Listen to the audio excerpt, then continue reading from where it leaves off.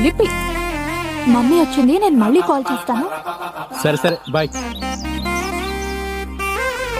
ఏంటి సిగ్గా? ఒక్క ముద్దు కూడా ఇవ్వండి. జ్వరం కూడా వచ్చింది. ముద్దు కావాలా? ఆ కొడితే మొహం పిడకైపోద్ది.